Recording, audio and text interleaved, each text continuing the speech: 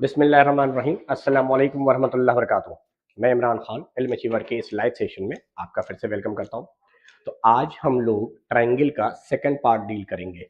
First part हम लोगों ने डील कर रखा था, तो रिमेनिंग जो क्वेश्चंस बच गए हैं उसको हम देखते हैं पीवाईक्यू सीरीज के अंदर। तो चलिए, पहला सवाल हम लोग ले रहे हैं। देखिए 2022 का है, यानी 2023 तक के क्वेश्चंस और शायद हमने डील कर लिए थे। पहला सवाल है, in triangle ABC if D is a point on side BC such that ADC is equal to BAC then CB into CD is equal to, और चार ऑप्शन दिए हुए हैं। जैसा कि मैंने कहा था कि ज्योमेट्री के क्वेश्चंस में बेहतर तरीका यह है कि आप फिगर बनाएंगे। तो एक ट्रायंगल हम बनाते हैं ABC।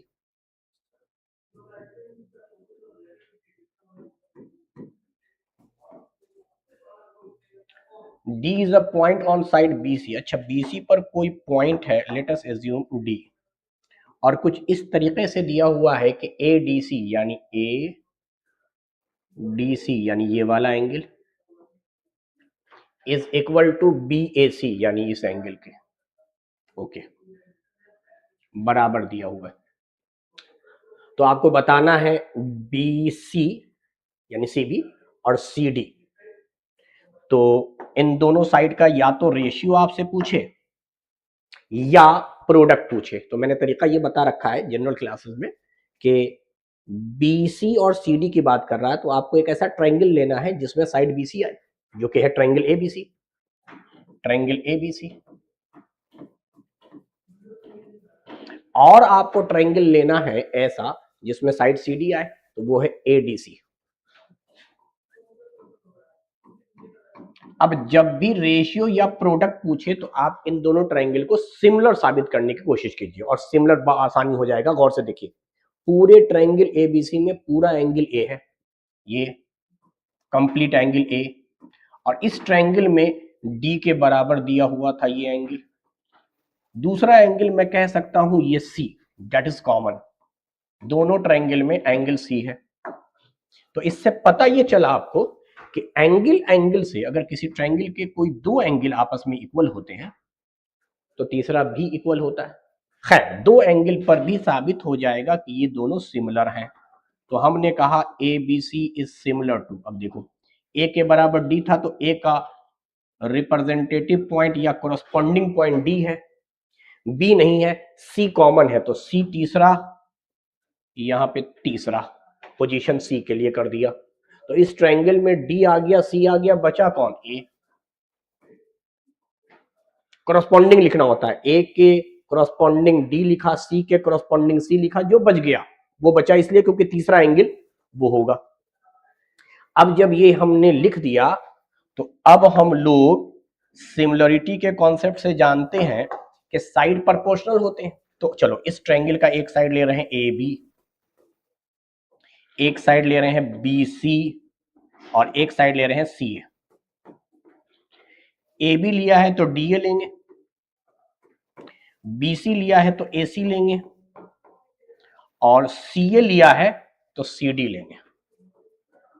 ये हमने साइड प्रोपोर्शनल कर दिया। अब आते हैं क्वेश्चन के हिसाब से, आपको चाहिए CB यहां आएगा, और CD गोया इन दोनों की बात कर रहा है। क्वेश्चन में इनको लेकर चलिए, तो इसको मैं क्वेश्चन के हिसाब से लिख रहा हूं CB। इस CD को उठाकर इधर ले जाऊंगा तो ये मल्टीप्लाई हो जाएगा, CD इज इक्वल टू, ये CA और CA मल्टीप्लाई होकर CA स्क्वायर आएगा। तो आप देखिए कौन से ऑप्शन में CA स्क्वायर दिया हुआ है, CA, ऑप्शन C। तो सिमिलर करके हम इजिली लिख सकते हैं कि साइड प्रोपोर्शनल है। क्वेश्चन के अकॉर्डिंग जो आपसे पूछा है सिर्फ आप उसको ले लीजिए और उस बेस पर आप जवाब दे दीजिए। चलिए नेक्स्ट क्वेश्चन की तरफ चलते हैं। The circum centre of triangle ABC is O। देखिए पहले समझिए सर्कम सेंटर किसको कहते हैं, कुछ टर्मिनोलॉजीज है जो जाननी जरूरी है। अब ये ट्रायंगल है ABC, चलिए ABC is a triangle, circumcentre का मतलब है इस ट्रायंगल के परपेंडिकुलर बाइसेक्टर लिए जाए, यानी ए से हम एक परपेंडिकुलर बाइसेक्टर ड्रॉ करें जो बीसी को दो इक्वल हाफ में बांटेगा, साथ में बीसी पर परपेंडिकुलर होगा, दैट इज 90। बी और सी इन सब से आप एक परपेंडिकुलर बाइसेक्टर करेंगे, वो परपेंडिकुलर बाइसेक्टर जहां पर मिलेगा उसको हम लोग सरकम सेंटर कहेंगे। अच्छा, सरकम सेंटर इसलिए कहेंगे क्योंकि वजह है उसकी, मान लेते हैं सपोज हमने सारे साइड का परपेंडिकुलर बाइसेक्टर लिया, वो आया इस पॉइंट पर जिसका नाम रखा ओ। अब इसका नाम सरकम सेंटर इसलिए है क्योंकि जब इसको हम सेंटर मानकर एक सर्किल ड्रॉ करेंगे तो वो circle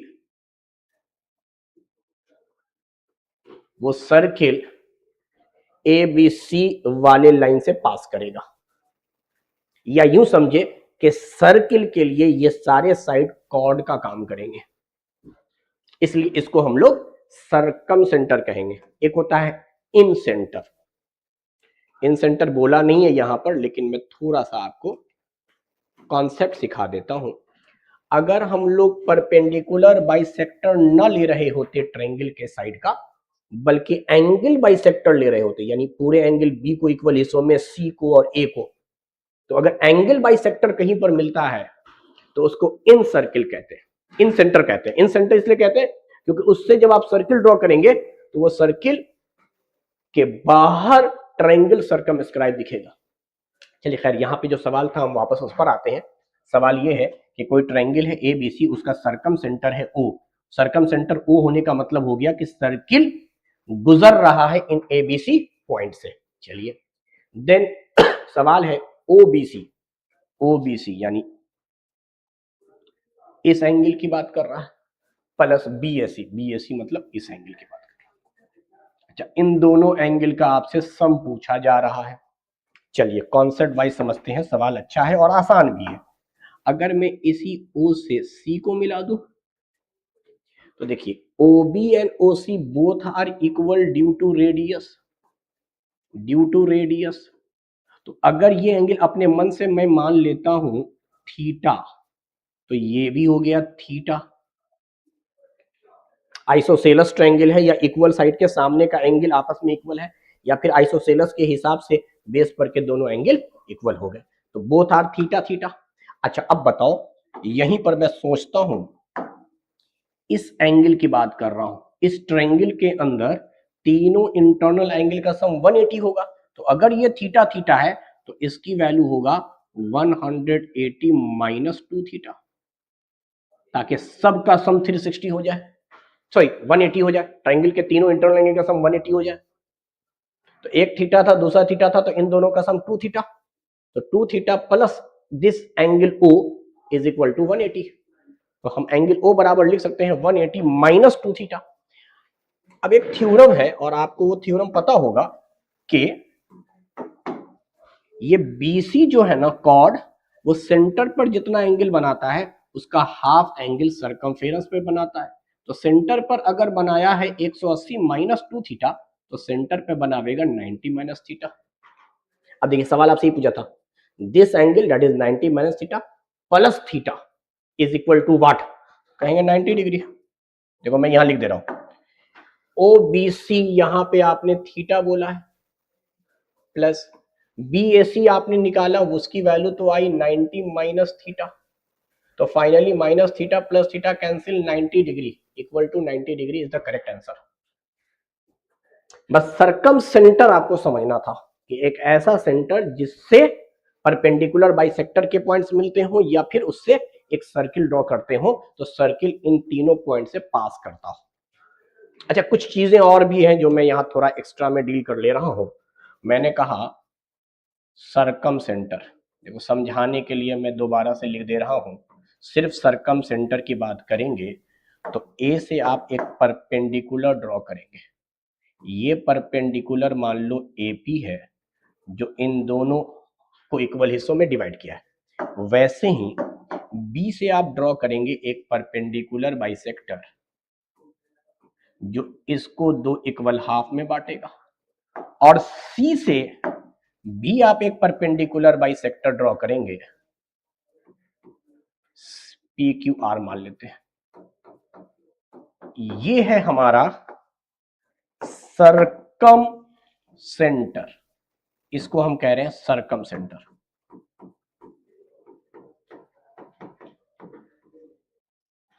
this O is called circumcentre, क्योंकि हकीकत यह है कि जब हम सर्किल ड्रॉ करेंगे तो वो सर्किल इन्हीं से होकर गुजरेगा। दूसरा मैं कह रहा था इन सेंटर, एक ट्रायंगल है एबीसी, ये है इंटरनल एंगल बी, इसका बाइसेक्टर होगा, ये एंगल आपस में से एंगल सी का बाइसेक्टर होगा, दोनों जहां पर मिलेंगे, और साथ में इसका बाइसेक्टर होगा। इस पॉइंट को ओ कहेंगे। इसको सेंटर जब हम मानेंगे तो ऐसा सर्किल ड्रॉ होगा, इसको इन सेंटर कहेंगे।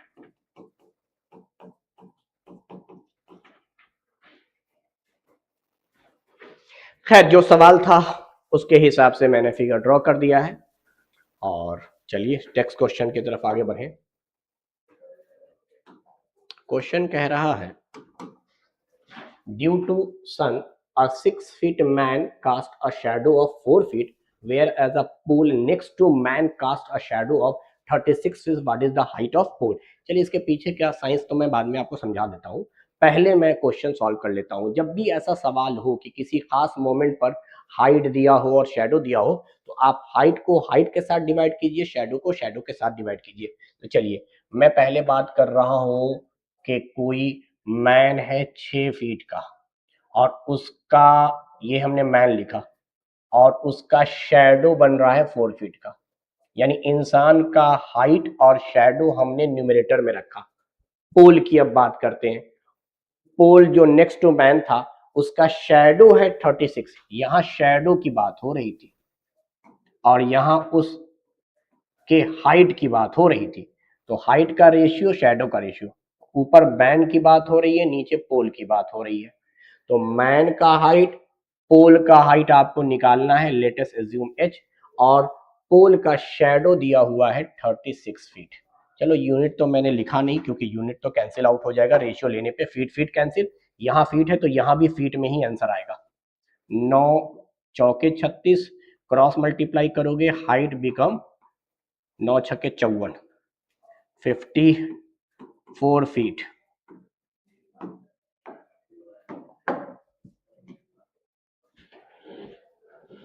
तो हाइट को हाइट के साथ, शैडो का शैडो के साथ। अच्छा, दूसरा तरीका ये भी हो सकता है, अब वो डिपेंड करता है, दूसरा तरीका ये भी हो सकता है कि एक तरफ हम रेशियो ले मैन का, एक तरफ ले पोल का। अगर आपने मैन के हाइट बाई शैडो लिया है, हाइट बाई शैडो, तो इधर भी हाइट बाई शैडो लेंगे, या अगर शैडो बाई हाइट लिया, शैडो बाई, जो लेना है ले लेते हैं। चलो हाइट की हम बात करते हैं। मैन की हाइट थी 6 फीट और इसका शैडो था 4, ये हमने मैन की सारी बातचीत लिख ली। इधर आपको पोल का हाइट निकालना है, पोल का शैडो दिया हुआ था 36, इससे भी बनाएंगे तो बन जाएगा। यहां से चलिए हम काटते हैं, 4 नमा 36, 9 छक्के 54।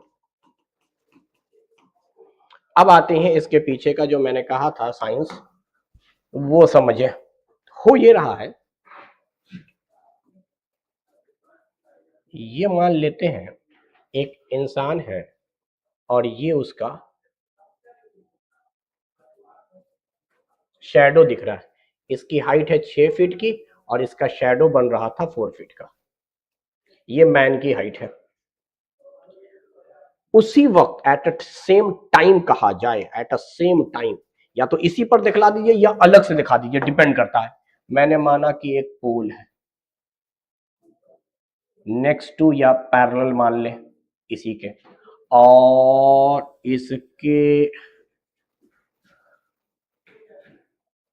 शैडो की लंबाई दी हुई है 36, तो इसका हाइट आपको ड्रॉ करना है। देखिए दोनों राइट एंगल ट्रायंगल बने, मैन भी ग्राउंड पे परपेंडिकुलर, पोल भी परपेंडिकुलर, तो दोनों ट्रायंगल राइट एंगल ट्रायंगल है, एक छोटा ट्रायंगल एक बड़ा ट्रायंगल। इसमें ये एंगल तो आपस में 90-90 कॉमन हो गया, ये एंगल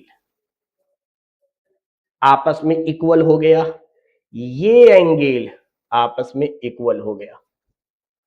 इन दोनों को इक्वल करने के पीछे आप कह सकते हैं कोरस्पॉन्डिंग एंगल, कि ये लाइन है, ये इंटरसेक्ट कर रहा है, तो ये दोनों एंगल आपस में इक्वल है, कोरस्पॉन्डिंग एंगल। सेम ये लाइन है, ये काट रहा है, इंटरसेक्ट, तो इन दोनों को आप कहिए, तो इसका मतलब ये एंगल इसके बराबर, ये एंगल 90 डिग्री, ये एंगल इसके बराबर, दो ट्रायंगल आपस में हो गया सिमिलर। जब सिमिलर ट्रायंगल हो गए तो साइड के रेशियो सेम होंगे, तो 90 से इस वाले का, 90 से इस वाले का रेशियो, 90 से इस वाले और 90 से इस वाले का रेशियो आपस में बराबर, जो मैंने शुरू में कहा था। बाई क्रॉस मल्टीप्लाई करेंगे तो ऐसा आएगा। तो जब भी कभी हाइट और शैडो की बात हो, याद रखिएगा राइट एंगल ट्रायंगल बनता है और दोनों आपस में सिमिलर होता है, इसीलिए हम लोग डायरेक्ट क्वेश्चन बना लेते हैं, हाइट शैडो एक तरफ, हाइट शैडो एक तरफ, या एक पूरा जात, मैन की बात एक तरफ, पोल की बात एक तरफ। जिस पैटर्न में मैन का रेशियो लेंगे उसी पैटर्न में पोल का लेंगे। तो बिना फिगर बनाए भी क्वेश्चन बना सकते थे, बाकी फिगर बनाकर समझकर बनाना चाहें तो बना ले। आंसर तो मैंने पहले ही आपको बता दिया था। चलिए अगला क्वेश्चन है, a pole has to be erected at a point on a boundary of a circular park of diameter 13 meter in such a way that the difference of its distance from two diametrically opposite fixed gate A and B on boundary is 7 meter. At what distance from two gate should be the pole erected? अच्छा, सवाल ये कह रहा है कि एक circular park है, चलिए एक सर्कुलर पार्क है और इस सर्किल का डायमीटर आपको दे दिया है और कह रहा है दो गेट है डायमेट्रिकली अपोजिट। एक गेट यहां पर है, इसका नाम ए है, गेट ए, और इसका नाम है गेट बी, सेंटर से पास कर रहा होगा, इसीलिए इसके डायमीटर की लेंथ दिया हुआ है 13 मीटर। ओके, अब कह रहा है कि इस सर्कुलर पार्क में एक पोल इरेक्ट किया गया है, सर्कुलर पार्क एक पोल, अच्छा पोल जो है वो सरकमफेरेंस के उस पॉइंट पर पोल को इरेक्ट किया गया है, ये है पोल, मान लीजिए इस तरह से हम मान लेते हैं, ये मेरा मार्कर देखिए यही पोल है, कि दोनों गेट से जो इस पोल की डिस्टेंस है उसका डिफरेंस 7 है, ये और ये, मान लीजिए ये डिस्टेंस बड़ा है, ये डिस्टेंस छोटा है, तो आप कह सकते हैं बी से पी की जो दूरी है और ए से जो पी की दूरी है, इनका डिफरेंस दिया हुआ है 7 मीटर का, 7 मीटर का। तो कह रहा है कि दोनों गेट से पोल कितनी दूरी पर, यानी यही दोनों डिस्टेंस हमें निकालना है। चलिए पहले तो वही बात करें कि ये ए बी एक कॉर्ड है जो सेंटर पर बना रहा है 180, तो सरकमफेरेंस पे बनाएगा 90 डिग्री एंगल। जब ये 90 डिग्री एंगल हो गया तो ये एक राइट एंगल ट्रायंगल है, 90 के ठीक सामने 13 इज द हाइपोटेनस। अब याद कीजिए कुछ ट्रिपलेट आपको मैंने बोले हैं कि बड़े फेमस है, याद रखिए। तो 13 हाइपोटेनस आता है 5 और 12 पर तो अगर मैं रैंडमली सोचूं ये 5 मीटर रहा होगा, ये 12 मीटर रहा होगा, तभी तो ये ट्रिपलेट बना होगा 5 12 13। अब दोनों गेट की बीच की जो दूरी थी उसका डिफरेंस 7 भी आ रहा है, तो हिट एंड ट्रायल मेथड से भी ट्राई कर सकते हैं। कहीं पे आंसर 5 12 दिया है, 5 12 दिया है, यही हो गया ट्रिपलेट। या फिर आगे भी आप चेक कर सकते हैं लॉजिक के बेस पर, लॉजिक के बेस पर ये चेक कर सकते हैं कि अगर ये 6 है और ये 13 है, ठीक है, डिफरेंस तो 7 आ रहा है, क्या ये ट्रिपलेट बन रहे हैं? ट्रिपलेट बनने का मतलब हो गया कि 6 का स्क्वायर 36, यूनिट डिजिट से चेक कीजिए, यूनिट डिजिट से चेक कीजिए, और ये 13 का स्क्वायर कीजिएगा तो 169 होगा, और हाइपोटेनस भी 13 है। ये कैसे मुमकिन है कि हाइपोटेनस 13 है तो ये भी 13 हो? राइट एंगल ट्रायंगल में सबसे बड़ा साइड हाइपोटेनस होता है, तो इस लॉजिक पर मैं बोल रहा हूं 13 ये है तो ये साइड 13 कभी हो ही नहीं सकती, 14 तो सवाल ही नहीं उठता। हाँ 8 और 10, 5 और 12 चेक कर सकते हैं। तो 8 और 10 इस लॉजिक पर नहीं हुआ कि अगर ये डिस्टेंस 8 है, ये डिस्टेंस 10 है, तो इनके बीच का गैप तो 2 है, गैप 7 होना चाहिए। तो ऑप्शन बहुत सारी चीजें बता रहा है, यहाँ गैप 7 है लेकिन 14 नहीं हो सकते साइड, यहाँ 13 6 है, गैप 7 है, 13 नहीं हो सकते, हाइपोटेनस से बड़ा नहीं हो सकता। लॉजिक के बिना पे खत्म, ट्रिपलेट है याद उस बेस पे खत्म, मान लेते हैं याद नहीं है, मान लेते हैं याद नहीं है। जनरल कॉन्सेप्ट क्या है सर, इस डिस्टेंस को अपने मन से x मान लेते हैं, तो इनका गैप 7 का था, तो जो बड़ी डिस्टेंस है वो 7 ज्यादा होगी, 7 का गैप है 7 ज्यादा होगी, इसमें से ये घटा देंगे 7 आ जाएगा, x plus 7 minus x cut जाएगा 7, सही बात है। अब आप इजिली निकाल लीजिए, ये स्क्वायर प्लस ये स्क्वायर बराबर ये स्क्वायर, x की वैल्यू निकल कर आएगी 5 और 7 जोड़ देंगे 12, तो जनरल तरीके से भी बना सकते हैं। चलिए बहरहाल आंसर मैं पहले टिक मार देता हूँ, आंसर तो 5 और 12 था। Now we are moving to the next question and the next question is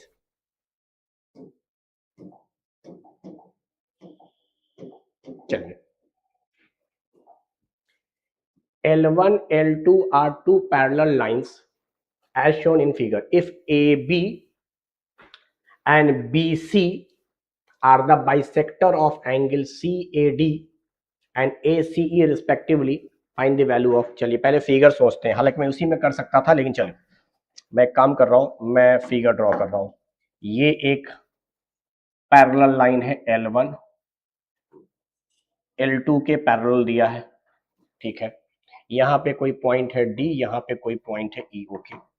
पहला क्या है, AB एक लाइन है, AB एक लाइन है, ठीक है। इफ AB किसका बाइसेक्टर है, CAD का, CAD का, अच्छा ये पॉइंट है C, CAD मतलब this angle X, this angle X, ये पूरा CAD को दो इक्वल हिस्सों में बांट रहा है, ये AB लाइन XX मान लिया। आगे क्या कह रहा है, BC, अच्छा ये वाला लाइन,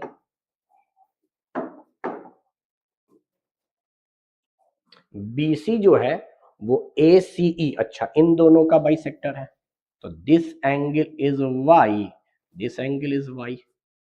चलिए भाई अभी तक क्वेश्चन के हिसाब से हमने फिगर बनाया, ये लाइन पैरेलल, इसको मान लो एक इंटरसेक्टिंग लाइन है, तो ये पूरा 2x, ये पूरा 2y, ओके। क्वेश्चन क्या पूछा है, ABC, ये तो आसान सवाल हो गया, ये एंगल पूछ रहा है। जरा ध्यान से देखो, क्या ये बात हमें मालूम है कि दो पैरेलल लाइन है, एक ट्रांसवर्सल लाइन है, तो एक ही साइड के दो एंगल का सम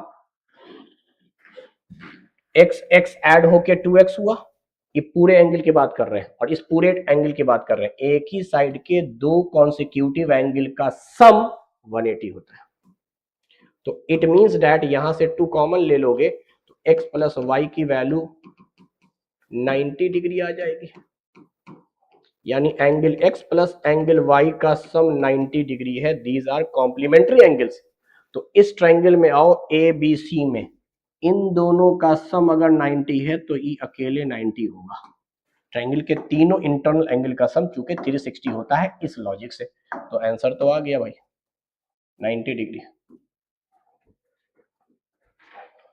पैरेलल लाइन का सीधा सीधी कॉन्सेप्ट था, और ये तो अपडेट है, 15 तारीख से हमारा बैच शुरू हो रहा है, देखें 15 दिसंबर से पहला बैच शुरू हो रहा है, और 6 एंट्रेंस 9th एंट्रेंस में CE और CE स्टूडेंट के लिए स्पेशल डिस्काउंट है। नेक्स्ट बैच 5 जनवरी से शुरू करेंगे हम लोग, और ये हमारे कुछ स्टार परफॉर्मर है।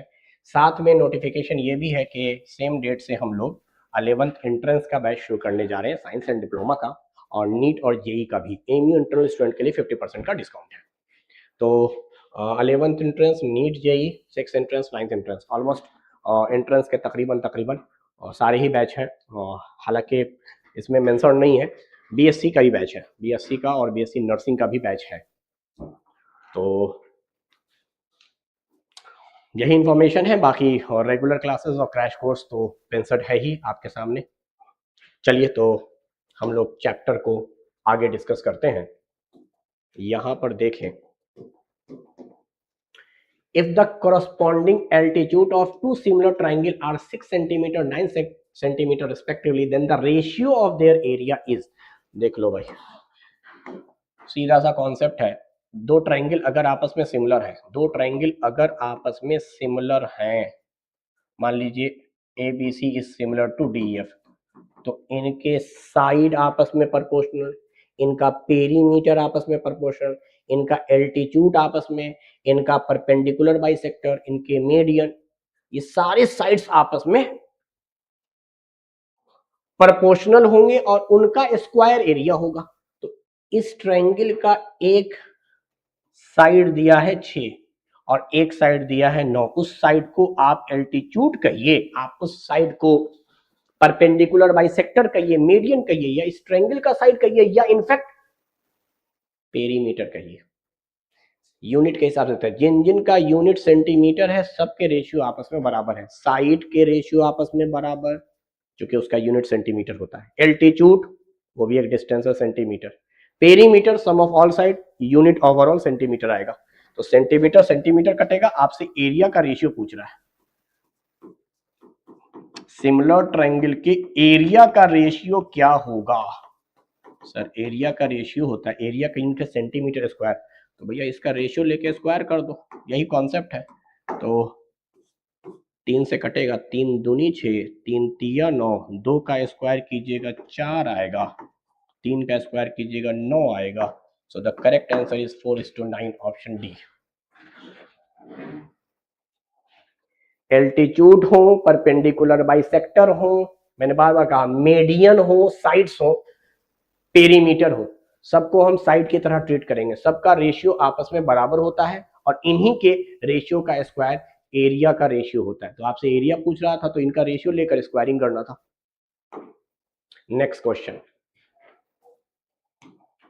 इन a given figure P A Q B R C, okay, R perpendicular to A C. Okay, मैं इस फिगर में ही थोड़ा सा मेंशन करता हूं, ये एंगल 90 डिग्री है, ये भी परपेंडिकुलर है, ये भी परपेंडिकुलर है। पी ए की वैल्यू एक्स, अच्छा वो सब वैल्यू दिया हुआ है, निकालना क्या है, 1/x 1/y माइनस 1/z। चलो मैं काम करता हूं, मुझे राइट एंगल ट्रायंगल दिख रहा है तो मैं ये बाद में निकालने की कोशिश करता हूं। पहले तो मैं एक जनरल बात करता हूं कि हम लोग क्या सिमिलर साबित कर सकते हैं। सिमिलर साबित करते हैं तो एक ट्रायंगल लेते हैं, right angle triangle PAC। PAC, अच्छा यहीं पे डायरेक्ट सिमिलर कोशिश करते हैं करने की। PAC, मैं इस ट्रायंगल को और इस ट्रायंगल को लूंगा, क्योंकि अभी मैंने सिखाया था आपको हाइट शैडो वाला। तो देखो ये 90 डिग्री, ये 90 डिग्री, मतलब मैं इन दोनों ट्रायंगल की बात कर रहा हूँ। वी आर टॉकिंग अबाउट ये पूरा ट्रायंगल और ये ट्रायंगल। इसमें क्या होगा, angle A angle B 90 degree है और सी आपस में कॉमन है, PAC में और QBC में। तो ये एंगल भी आपस में इक्वल होगा, जिसको करस्पॉन्डिंग एंगल कह रहे थे। चलो तो मैं यहीं पर डायरेक्ट लिखता हूं, P के बराबर है Q, यहां A 90 था, यहां B 90 है और C आपस में कॉमन है। अच्छा इससे फायदा क्या होगा, PA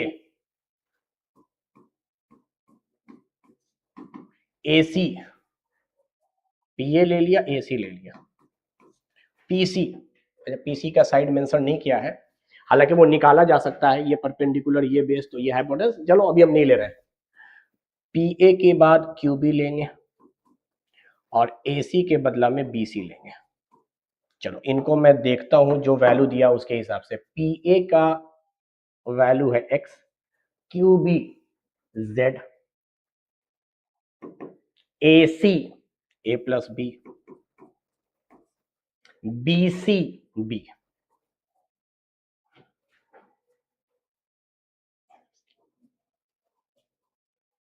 1/x निकालना है ना, एक काम करते हैं, तो x इज इक्वल टू आप कहेंगे ये z यहां चला जाएगा, a plus B divide by B into Z. चलो मैं यहीं पर निकाल लेता हूं, तो 1/x, यानी आप या तो क्रॉस मल्टीप्लाई करें या फ्लिप करें, यहां जो डिवाइड में 1 है ये ऊपर चला गया, x नीचे आ गया, ये पूरा रेसिप्रोकल हो जाएगा। तो इसकी वैल्यू आएगा b divide by a plus B into Z. ये हमने 1/x निकाल लिया। चलिए आगे सुनिए, सेम कहानी।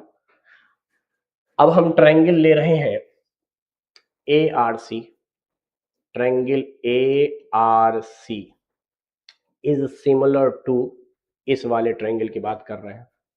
अच्छा, ए आर सी और ए क्यू बी में ए कॉमन है तो ए इजकल टू ए, क्यू और आर आपस में बराबर होगा, यहाँ आर लिखा था तो यहाँ क्यू लिखेंगे। ऐसे भी ए आपस में same common angle, A R C में सी 90 है और ए क्यू बी में बी 90 है, तो एंगल एंगल से भी हम इसको सिमिलर साबित कर सकते थे। और सिमिलर साबित करने के बाद अब हमें लिखना है ए आर, इस डिस्टेंस को छोड़ो, आर सी ले लो, आर सी ले सकते हैं, ठीक है, वाई था, और ए सी ले लो, चलो ए सी ले लिया। अब यहाँ आर सी लिए हो तो इसका करस्पॉन्डिंग होगा क्यू बी, ए सी लिए हो तो होगा ए बी।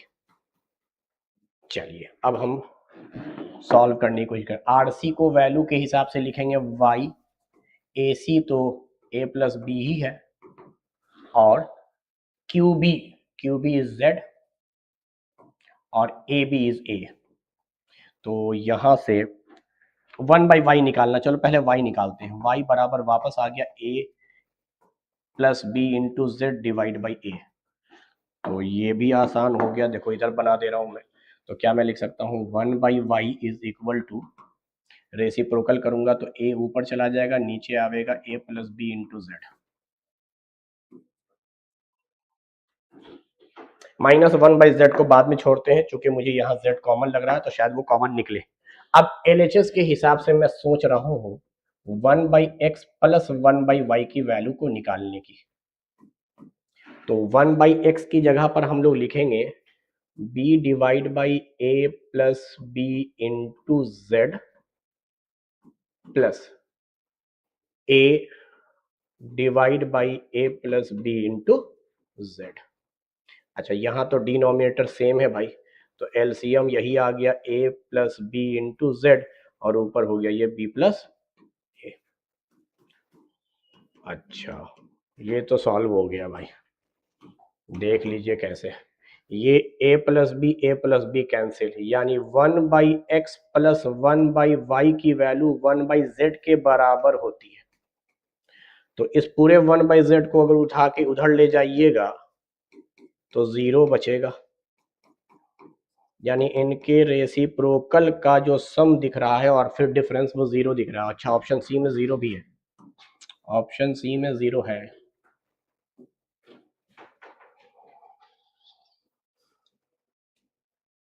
तो हमने कुछ नहीं किया, इस पूरे राइट एंगल ट्रायंगल, इस राइट एंगल ट्रायंगल को सिमिलर, जो कि आसानी से दिख सकता था, इस पूरे को इस पूरे के सिमिलर करके बाकी जो क्वेश्चंस की डिमांड थी उसके हिसाब से 1/x 1/y निकाला और सॉल्व किया। z यहाँ पे बच गया था तो 1/z इधर आ गया। या तो आप यहीं पर से जवाब दे सकते थे कि सर क्यों ना 1 plus X plus 1 plus Y की जगह पे 1 प्लस जेड रख दे, तो इस पूरे की जगह पे अगर 1/z रखेंगे तो -1/z, एक बार प्लस में 1/z है, एक बार माइनस में है, दोनों का डिफरेंस 0 आएगा। तो सिमिलरिटी के कॉन्सेप्ट पर हम लोग इजिली इस क्वेश्चन को बना सकते हैं।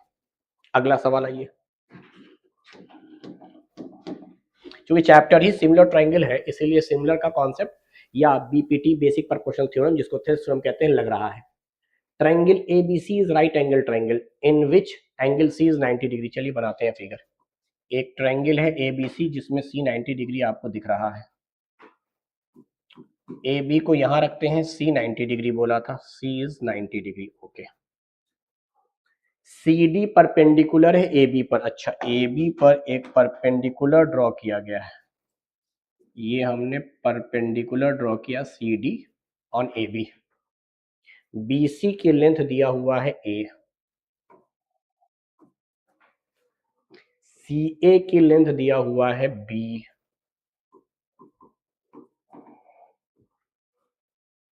ए बी की लेंथ दिया हुआ है सी। अच्छा,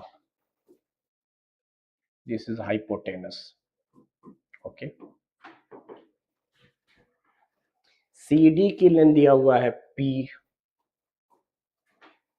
तो आपसे कह रहा है 1/a² प्लस 1/b² क्या होगा।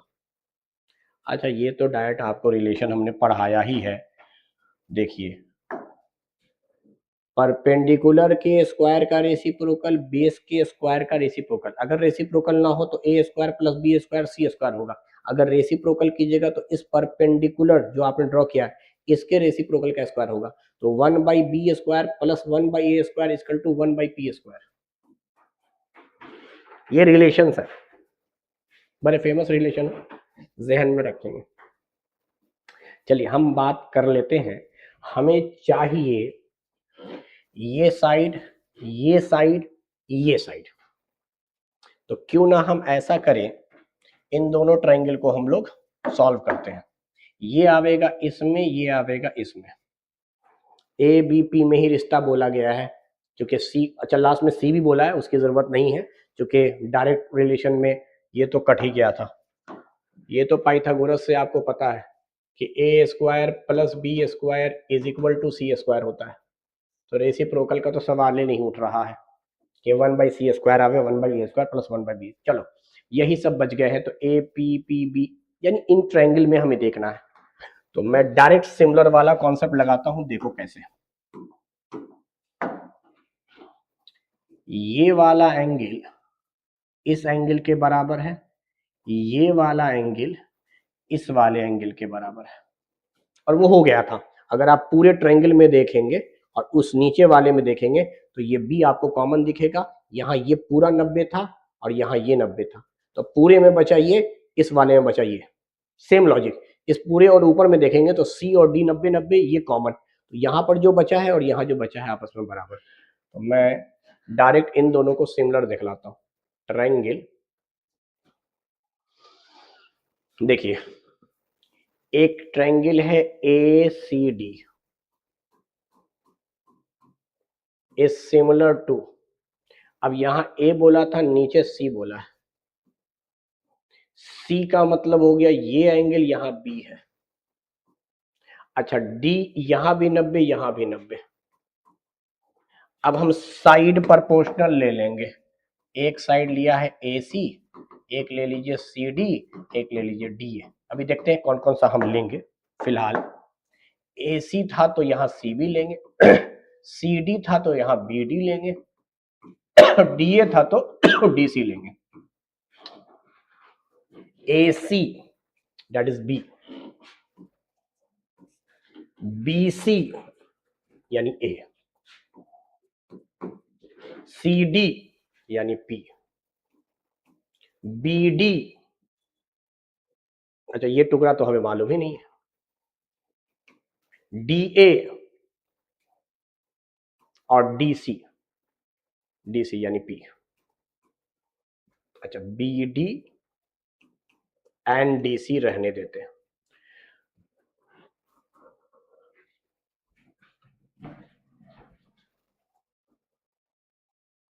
अभी देख लेते हैं। तो क्या हम लोग ये बात कर सकते हैं कि जो पी स्क्वायर होगा, पी स्क्वायर वो बराबर है B D into D C के। P square is equal to B D into D C, ये एक बात हो गई। अच्छा हम बी डी निकाल सकते हैं, अगर हम चाहें तो यहीं पर रिलेशन ड्रॉ कर सकते हैं राइट एंगल ट्रायंगल का कॉन्सेप्ट लगाकर कि ये पी पता है, ये ए पता है, तो ये साइड क्या होगा, ये पी पता है, बी पता है, तो ये साइड क्या होगा। इससे भी हम निकाल सकते हैं, या फिर वापस हम पूरे ट्रायंगल को इसके साथ, पूरे ट्रायंगल को इसके साथ करके। लेकिन मैं यहीं पर ड्रॉ करना चाह रहा हूँ कॉन्सेप्ट। तो अब जरा मुझे बताया जाए, 90 के ठीक सामने दैट इज योर हाइपोटेनस, और ये हम मान लेते हैं परपेंडिकुलर। तो इस बी सी बी डी की वैल्यू क्या होगी, तो बी डी की वैल्यू हो जाएगी under root P square minus A square. अगर गौर से देखें तो 90 के ठीक, सॉरी हाइपोटेनस है ना, तो ए स्क्वायर माइनस पी स्क्वायर होगा, गलती लिख दिया मैंने, A square minus P square under root hypotenuse that is A square minus perpendicular that is P square. उसी तरीके से अगर मैं इसकी बात करूं तो देखो 90 के ठीक सामने दैट इज योर हाइपोटेनस, और ये मान लेते हैं परपेंडिकुलर है, तो ये बेस होगा, तो इसकी वैल्यू आएगी अंडर रूट बी का होल स्क्वायर माइनस पी का होल स्क्वायर। तो अगर हम ये वैल्यू यहां रख दें, दैट इज बी डी की जगह पर B D under root A square minus P square into under root B square minus P square, और यहां पे था पी स्क्वायर। अब ये दोनों मल्टीप्लाई में तो कोई दिक्कत नहीं है, स्क्वायरिंग कर सकते हैं। जब हम स्क्वायरिंग करेंगे तो ये बन जाएगा पी पे पावर 4, यहां आवेगा ए स्क्वायर माइनस पी स्क्वायर, और यहां आवेगा B square minus P square. ये आ जाएगा आपका ए, या एक काम करते हैं, इतना कर लिया है ना, अब इनको आपस में ही मल्टीप्लाई कर देते हैं इजी के लिए। आईएनटी पे भी तोड़ सकते थे, लेकिन हम ऐसे कर रहे हैं, ए स्क्वायर बी स्क्वायर,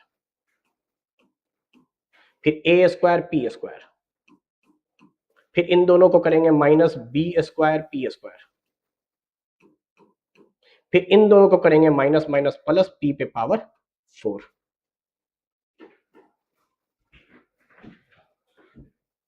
अब देख लीजिए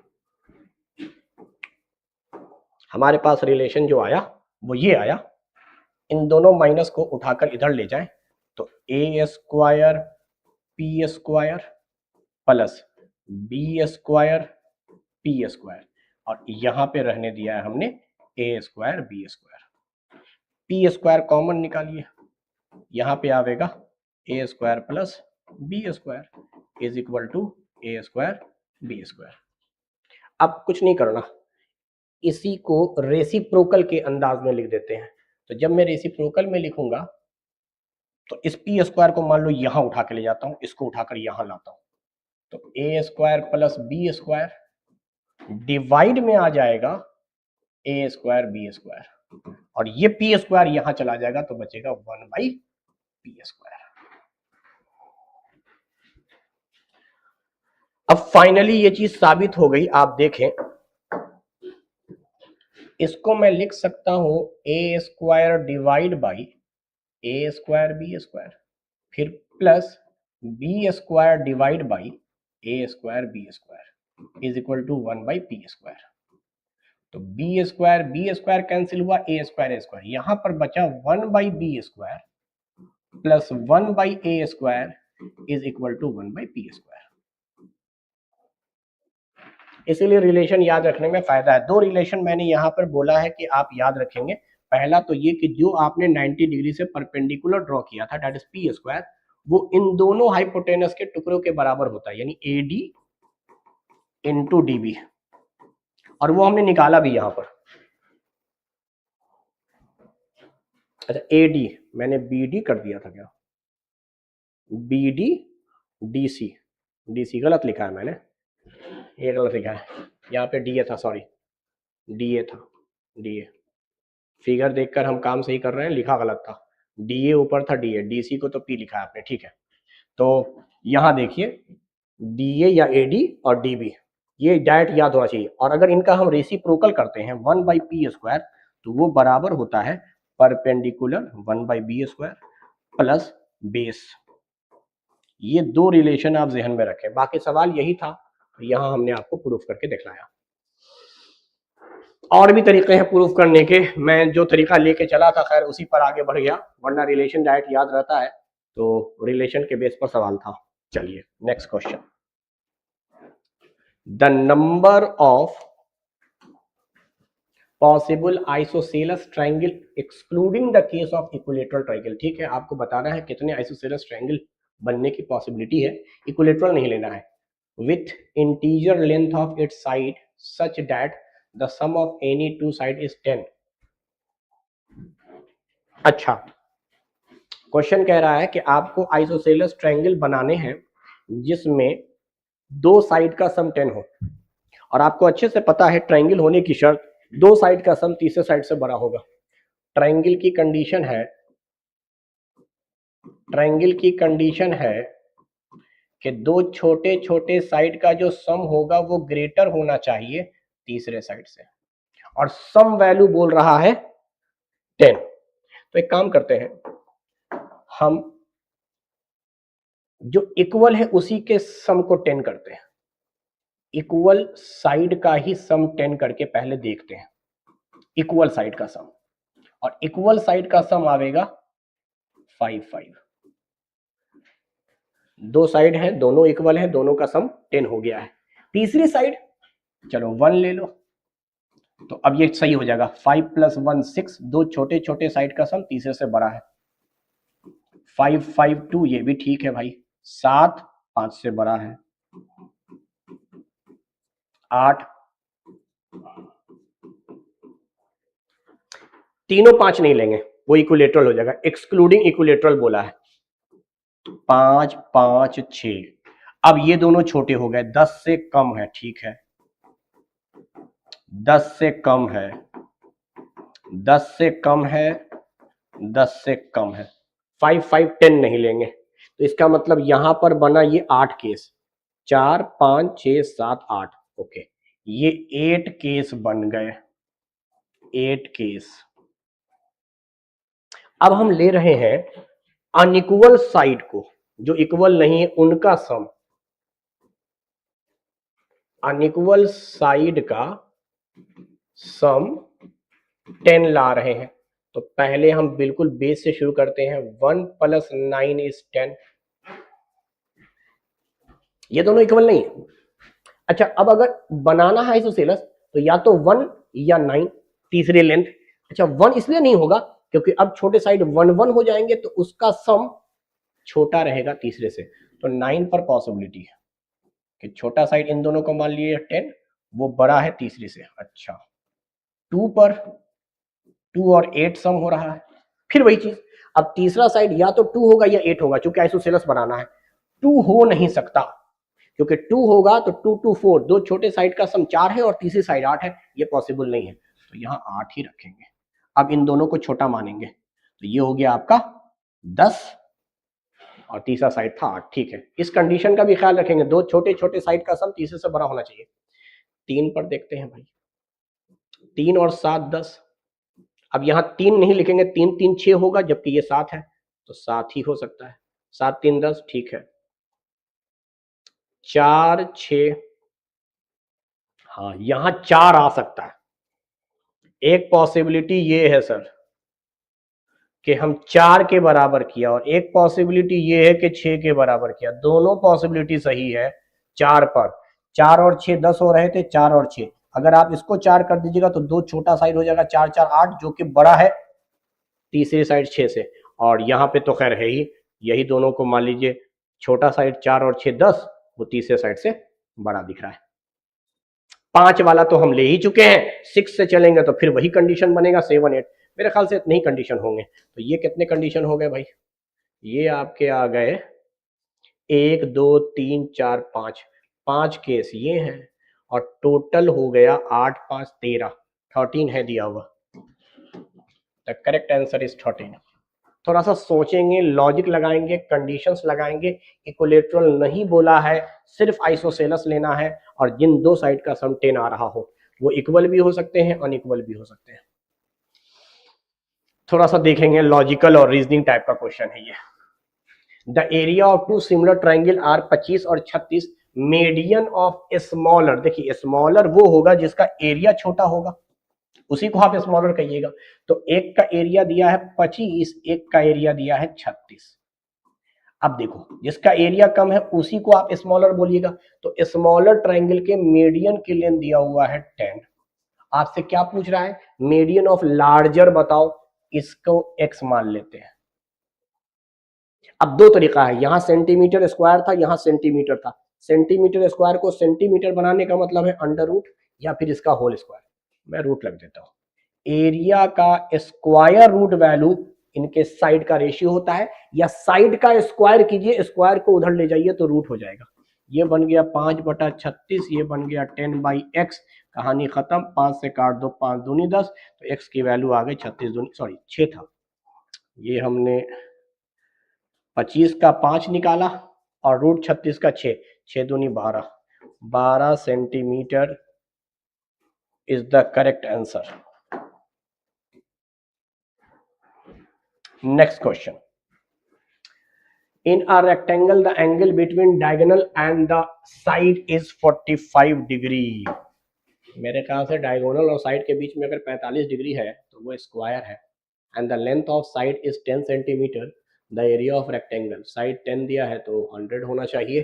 देख लेते हैं, ये हमने बनाया रेक्टेंगल। चलिए फिगर हम रेक्टेंगल का ही बना रहे हैं। क्वेश्चन शुरू हुआ था इस स्टेटमेंट के साथ कि डायगोनल और एक साइड के बीच का एंगल है 45, अच्छा 45 डिग्री, और साइड की लेंथ दिया हुआ है 10। अब जो भी हो, यूनिट सेंटीमीटर मीटर जो भी हो, बहरहाल 10 यूनिट मान लेता हूँ। क्या दिया हुआ? 10 सेंटीमीटर। चलो 10 सेंटीमीटर दिया हुआ है, तो आपको एरिया निकालना है।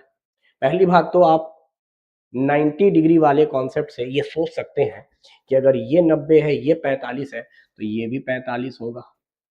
तो दोनों एंगल अगर बेस पर के सेम है, तो इस 45 के ठीक सामने का साइड इस 45 के ठीक सामने का साइड बराबर, एक लॉजिक। दूसरा, जब मुझे एक एंगल पता है, राइट एंगल ट्रायंगल बन रहा है, तो हम लोग ट्रिग्नोमेट्री का इस्तेमाल कर सकते हैं। हम मान लेते हैं इस 45 के ठीक सामने का साइड ये नहीं पता है, ये है परपेंडिकुलर, और ये जो दिया हुआ है ये दिया हुआ है बेस। तो tan 45 के मदद से आप निकाल सकते हैं परपेंडिकुलर बाई बेस, यानी इस लेंथ को x मान लेते हैं, x बाई tan 45 की वैल्यू है x बाई 10, tan 45 1 होता है।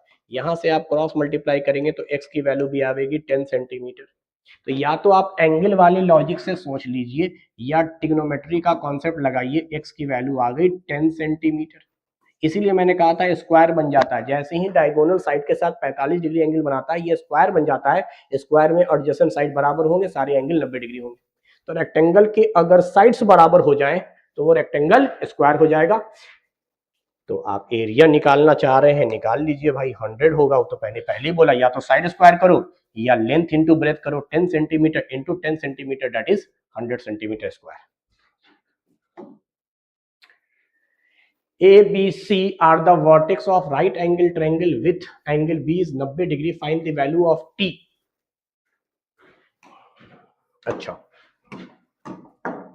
एक राइट एंगल ट्रायंगल है ABC, ये है 90 डिग्री,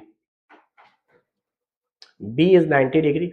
T की वैल्यू निकालना, T कहां पे है? C। अच्छा, C के कोऑर्डिनेट दिए हुए हैं -2 और T, ठीक है। B का कितना दिया है? 2 और -2, और A का दिया है 5 और 2। इसमें तो कुछ सोचना ही नहीं है, डिस्टेंस फार्मूला लगाइए और बनाइए। 5 आ गया, 2 आ गया, 2 आ गया, -2 आ गया, -2 आ गया, 1 -1 है, 1 आंसर आना चाहिए। चलिए मैंने तो जल्दी से ट्रिक से देख लिया, बाकी आपको मैं तरीका बता देता हूँ। ये तो आसान है, पाइथागोरस के हिसाब से बनाएंगे, according to Pythagoras. According to Pythagoras क्या कहता है? परपेंडिकुलर का होल स्क्वायर प्लस बेस का whole square is equal to hypotenuse का होल स्क्वायर। चलिए अब बात करते हैं, ए बी को डिस्टेंस फार्मूले से निकालेंगे, तो दोनों के x को घटा के स्क्वायर कीजिए। 5 में से 2 गया, 3, 3 का स्क्वायर 9, प्लस 2 -2 दैट इज 4, 4 का स्क्वायर 16। ये हमने ए बी स्क्वायर निकाल लिया। अब हम बी सी निकालने जा रहे हैं। 2 -2 दैट इज 4, 4 का square 16, plus t -2 that is t plus 2 का होल स्क्वायर।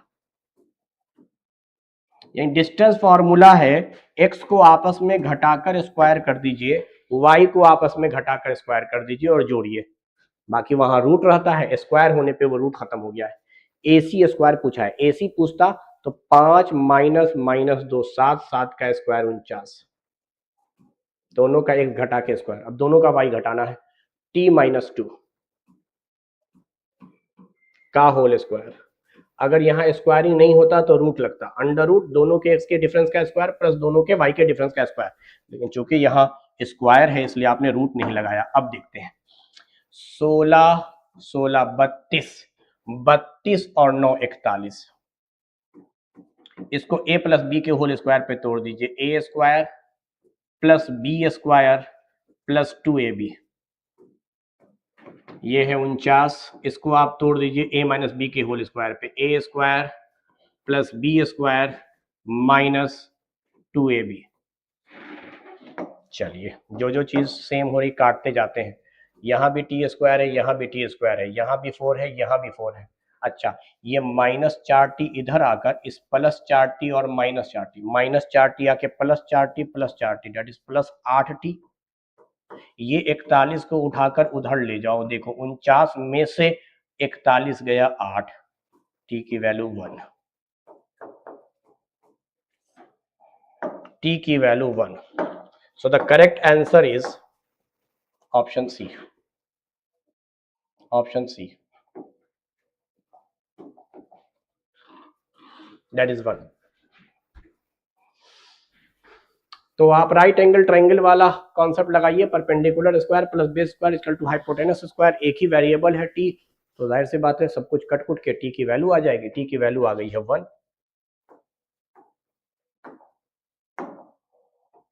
टी की वैल्यू है 1।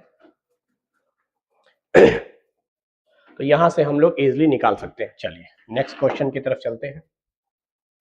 तो मेरे ख्याल से ये सेकंड पार्ट आज हमने डील कर लिया, बाकी ये इन्फॉर्मेशन वही है बैचेस के रिलेटेड। तो 15 तारीख से बैच शुरू हो रहा है, नीट का भी, जेई का भी, 11th entrance, 9th entrance, 6th entrance, दोनों मोड पे होगा, ऑनलाइन प्लस ऑफलाइन मोड पे। तो चलिए आज के लिए इतना ही, थैंक यू वेरी मच।